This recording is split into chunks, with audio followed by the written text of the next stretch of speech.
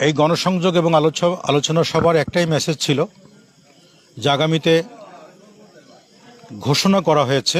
2026 সালের ফেব্রুয়ারির মাঝামাঝি জাতীয় সংসদ নির্বাচন হবে। সেই নির্বাচনে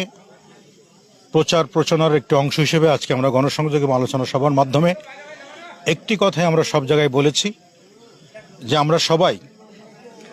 একসাথে একমতে এক পথে চলব। আমাদের মহেশপুর কোটচাঁদপুর বিএনপির মধ্যে কোনো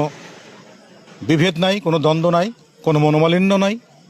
আমরা সবাই মিলে ভাই ভাই একসাথে কাজ করে আমাদের নেতা জনাব তারেক রহমান, তারুণ্যের অহংকার এবং দেশনেত্রী বেগম খালেদা জিয়া এবং দলের সিদ্ধান্তে এই মহেশপুর কোটচাঁদপুর যাকে নমিনেশন দিবেন তার পিছনে আমরা সবাই ঐক্যবদ্ধভাবে কাজ করে এই মহেশপুর কোটচাঁদপুরের সারা জীবনের ঐতিহ্য মহেশপুরের